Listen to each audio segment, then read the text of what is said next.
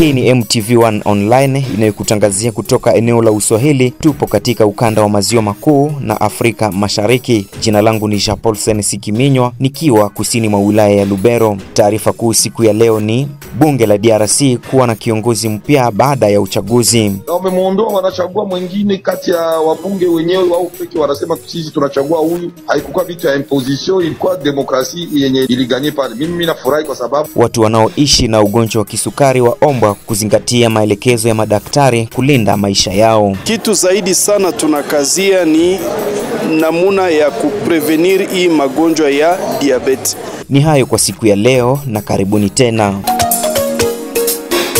Kama tulivyodokeza ni kwamba baada ya kumuondoa spika wa bunge siku zilizopita, kwa sasa bunge la DRC limepata kiongozi mpya wa bunge kutoka chama tawala. Adalbert Kiyenge ni kutoka chama tawala akiwa mjini Kinshasa. Asante sana bwana journaliste kwa swali lako. Unajua kumepita siku nyingi hapa kwetu katika Jamhuri ya Kidemokrasia ya Kongo, tulikiwa tuko tunatapa majina ya watu na kuwaza tukuko wale wenye wanaweza kuchukua madaraka, ni kama bwana Kamere, kama bwana Kabila, kama wengine wote majina hiyo ilikuwa na tawala. Lakini tumeona kwamba majina hiyo haikubadilisha Kongo. Mimi napiga shukrani sana kwa sababu wabunge wenyewe waliona kama bwana Kamere alikuwa anafanya detournement, alikuwa anafanya gestion, wamemuondoa.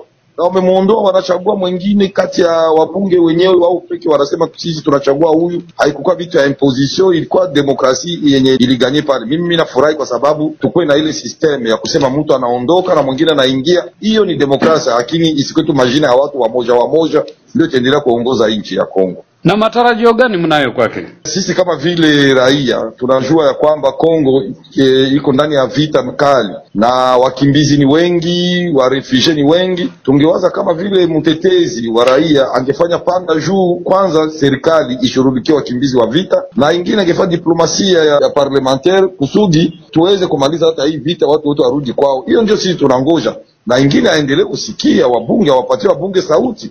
Kwa sababu isikwe kama huyu mwenye alimgombola pale alikuwa kikatalia hata wabunge kusema tunaomba akontrolea baba bandi wa mwizi wiko na iba ndani ya gouvernement, nao wakwe sanctionner saa vile iko nafanyika fasi yote bila kutia ubaguzi, bila kutia mambo ya clientelisme. Akuwe juste awapatie sauti, awasikie na atetee raia ya Kongo yenye iko kati ya ukimbizi. Na je, unadhani huu uchaguzi umepitika katika mazingira mazuri? Mimi nawaza imepitika katika mazingira mazuri. Unajua kila groupe parlementaire sasa sisi ni kama vile watu wa Union Sacrée wametia kandidati wao ku parlement. Hii walingwa mwingine wa kutia hakukuwa. Na wa opposition walitia kandidati wao kule ku rapporteur adjoint. Na imeendeka kama uchaguzi wamechagua na ameeneza sauti 400 na zaidi. Kwa hiyo wamepita, wamemchagua. Lakini hata hivyo tulizungumza naye Kaniki Salomo akiwa kusini mwa wilaya ya Lubero, ni kutoka shirika lenye kutetea haki za binadamu la Sidope. Kwa kweli uchaguzi ama kuchaguliwa kwake Bwana Boji sharti kuwe na maswali ambayo watu wanajiuliza, na hata hachaguliwa kila mtu anajua kama sharti aweze kushinda huo uchaguzi. Kwani watu wanajiuliza, wadadisi wa mambo, mtu atajiuliza kwa nini Vital Kamerhe wakati alichaguliwa kulikuwa mkokotano, na baada ya kuchaguliwa yake watu walishuhudia maandamano, na hii maandamano jana waliokuwa nafanya maandamano walikuwa ni wale wa muungano ambao yeye ni mwanamemba. Wakati anajiuzuru mambo ikwende mbio, wenzake wao ndio wanaunda walio wengi ndani ya bunge, lakini wanaongeza mutia pressure, naye anajiondoa. Baada ya kujiondoa, aliyekuwa waziri hawezi kujitosha kwenye madaraka yake, asili ya Afrika na baadhi ya asili ya watu wa Kongomani, kusema mtu ajiondoe kwenye waziri arudi tena ndani ya bunge, na akisharudi ndani ya bunge kwamba wanabunge 500 kukose anayeweza kugombea hiki kiti, ule aliyekuwa mwanabunge ndiye agombee na wote bunge wamkubali. Kuna sharti watu wajiulize na wawe na masito ya kuzani kama kuna kono mweusi. Tukitoka Kinshasa ni kwamba ulimwengu washerekea miaka 85 ya kupambana na ugonjwa wa kisukari, ugonjwa unaoandama maelfu ya watu kwa sasa nchini DRC. Kasereka Kihemba ni mmoja wa viongozi wa Heal Africa mjini Goma, Kivu Kaskazini. Hii muradi ya kupambana na diabete kama tumeianzisha kwa kituo ketu kia Heal Africa ni kwa sababu tuliona wagonjwa wengi wanakuja na wamefikia hali ya complication, na kila mara na wengine hata walikuwa wakakufa, na ndio tukafikiri tuanze hiyo muradi. Na hiyo muradi tumeianzisha sio kama tukue tunatibu, lakini tunapenda sana tu prevenir, tu prevenir njo hii kitu isikue. Na ndio kwa maana mu strategy yetu kitu zaidi sana tunakazia ni namuna ya kuprevenir hii magonjwa ya diabetes. Na kama mtu amekuwa na bahati mbaya ameupata ugonjwa, tunampatia mafundisho na kumuonesha kama hiyo haimaanishi kama atakufa. Na hii muradi inahusu population yote ya Goma kwanza, ya Nord Kivu yote, ni kusema Masisi, Walikale, hata wajirani ingine wamoja wanakuya. Hivi inahusu population yote ya Nord Kivu. Objectif, lengo lenu ni nini? Lengo letu zaidi sana ni kuprevenir diabete na kuprevenir vile ma complication yenye kolie ku diabete. Ni hilo kabisa ndio lengo letu. Kihemba amesema kwa sasa Heal Africa imeanzisha mradi mkubwa wa kupima sukari kwa bure bila malipo yoyote mtu yeyote anayeshukia afya yake. Daktari Kasereka Kihemba yu hapa. Tunaambia kila mgonjwa wakati anakuya akuye tu na 1000 francs congolais. Kwa ile 1000 francs congolais atafanya consultation ya bure, atapata mashauri na atapimisha. Sababu mkupimisha munakuwa vile kitu tunasema screening, tuna depiste. Ile ni kitu ya kwanza, na kitu ingine itamuonesha mahali amefikia, mahali sukari yake imefikia. Hivi ni 1000 francs tu par visite. Hivi kuko watu kupima ni bure kabisa. Kupima ni bure. Ni ile 1000 francs itachukua kupima, itakamata consultation na inakamata mashauri. Alafu pengine message gani mnayo kwa siku ya leo ya nini ugonjwa wa sukari? Message tunayo ni kuambia wakaaji ya Goma na wakaaji ya Nord Kivu kama diabete sio malali inaweza kuwaua. Lakini sisi kama Heal Africa tuko hapa kwa kuwasaidia na mashauri juu ya kuprevenir ma complication. Na wale ambao hawayaipata nao tunawaambia tu wakuje wafanye depistage na wapate vile mashauri kwa ajili ya kuepuka hiyo magonjwa. Na wale ambao wamekuwa na sukari wanaweza kuja? Ndio, wale ambao wako na sukari ni wale tunawaambia wakuje, tutawapatia mashauri ili wasifikie ma complication. Na wale ambao hawana malali yenyewe tunawaambia wakuye, tuwapatie mashauri ili wasifikie kugonjwa ile diabetes. Ugonjwa wa kisukari ukiwaandama watu wengi nchini DRC, akisema Daktari Eugenie Kamabu Mukekulu, mtaalamu wa ugonjwa wa kisukari kwa sasa kwenye Heal Africa mjini Goma. Diabetes ni magonjwa yenye tunaweza sema ni magonjwa ya kisukari. Mwili yako haiko naweza tena kutumia sukari mzuri juu kuna vitu vyenye vinakosa juu sukari yako ingie mwili na ikupatie nguvu. Na dalili yenye tunakuwa nayo sana tunaonaka mgonjwa ananja gonjwa bila raison. Au comprendre jua nini iko nakula mzuri me mgonjwa iko na gonda. Pia anakuwa niko na koyola kila muda, anakunya kila muda, anakula kila muda na anachoka. Zile ni madalili yenye deja mgonjwa kunyumba anapaswa kuwa deja na idee ke mkichwa yake hii inaweza kuwa sinye za sukari.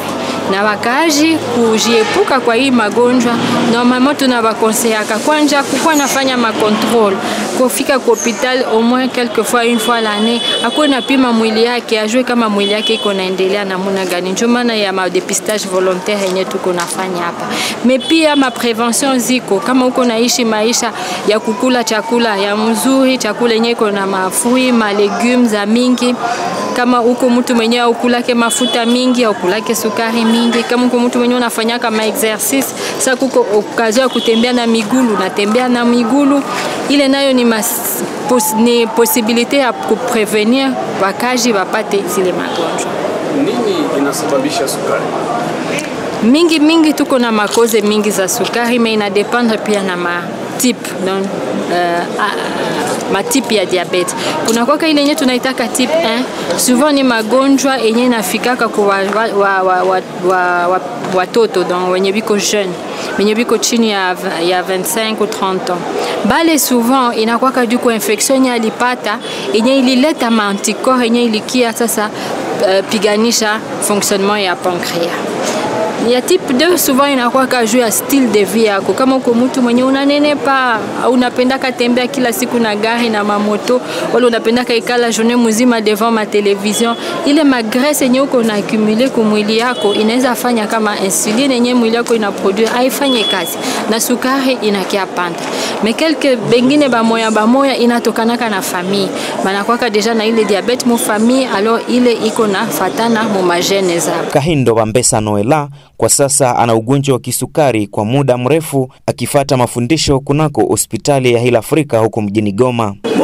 Wakati nimeambiliwa niko na ugonjwa, nimejua ke kufatana na mafundisho siwezi kujiachilia. Mimi peke ifo mimi nakuwa na juhudi ya kuchunguza kila mara sukari yangu iko kuhali gani. Chakula ninayokula yafaa nichunguze. Dawa ninayotumia niitumie kwa gisi waliniandikia. Pia wakati napata muda nifanye mazoezi. Ndio mnaunga nini kama wagonjwa wa sukari ama na wale ambao pengine siku moja utasikia wamegonjwa, ndio upatie shauri gani? Wakati mtu amegonjwa hii magonjwa ni lazima kufata mashauri ya mganga. Kwani wengi mara na mara wanapogonjwa hii magonjwa batu saba herborise na bengine batu tu wakukuta barabarani, kila mtu anasema hey, unagonjwa diabete, mimi na wewe kwenye malali batakutunza inaisha. Mtu akikuwa nafuata vile vishawishi vyote, haraka maisha yako itatoka. Yani lazima tuwe makini. Ndio makini kusikiliza ile mafundisho ya mganga, kuishika na kuitimiza. Hapana kutosha maneno huku na huku na huku, utachanganikiwa. Mradi wa Hill Africa ukipongezwa na wakazi wengi ambao kwa sasa wanapata mafundisho na tiba kunako Hill Africa mjini Goma. Sylvie Kabea ni moja wa watu wanaopata tiba kunako Hill Africa huko mjini Goma. Hii kazi iendelee zaidi. Dr. Eugenie na Papa Delise wapewe vifaa vya lazima. Kliniki ipewe madawa yenye kuonekana ya lazima, sababu wengi wanasumbushwa na ugonjwa wa diabete lakini hawana uwezo wa kupata dawa. Kupata matibabu inakuwa shida, na hiyo ndio inakuwa inatuma watu wanarudilia tena. Anapima kuanza kuendelea stability ya sucre, lakini wakati anafika anakosa chakula, anakosa dawa, anarudia tena kwa case de départ, donc mwanzo kwenye alianzia. Inakosa vile matunzo iko inaenda mbele na inarudia nyuma. Lakini hii kliniki ikipata vifaa vya vipimo, ikipata madawa, wakiwasaidia wapate ile sale ya sport, wakiwasaidia wapate hicho kipimo kikubwa chenye daktari alisema hawapashi kukosa humo ndani, na wagonjwa wote wawe na karte yenye iko inawaidentifie, na kila mgonjwa awe na appareil yenye namsaidia kukontrole glycemia yake, kazi inaweza kwenda vizuri mbele sana. Kwa siku ya leo nyinyi kama wagonjwa wa sukari mnahitaji nini? Sisi kama vile wagonjwa wa sukari tuna mahitaji ya kusema kwa gisi kliniki Ila Afrika ya diabete jo inasaidia wagonjwa wengi wa diabete. Msaada wowote wenye mtu anaweza kuwa na waro ya upendo, gouvernement yetu, ma organisation yenye inaitwa internationale, yenye inaitwa mondiale, yenye inaitwa nationale na hizo za lokali. Kila mtu na ule waro ya upendo afanye kitu chenye kinaweza kuonekana plus kliniki, sababu ikiingia mkliniki kama inakuwa ikipena vitu vyote vya lazima, na sisi wagonjwa pia tutapata msaada kupitia hiyo kliniki. Wakazi wakiomba kutumia maji mengi na kula matunda, wakiepuka kutumia vitu vyenye sukari nyingi, na hasa wagonjwa wa kisukari. Kwa majina naitwa nutritionist Franklin Muisa na kwa hapa kwa Afrika. Kwa matunda kwa ugonjwa wa sukari haina shida, lakini matunda ambayo tunahitaji ndio matunda ambayo hayakawia sana kwenye soko, na vile vile matunda ambayo tusikuwe nafanya michango za matunda, kwani kuchanga matunda michango mingi inaweza ikasababisha sukari ya mtu iweza kucheza katika ndani ya mwili.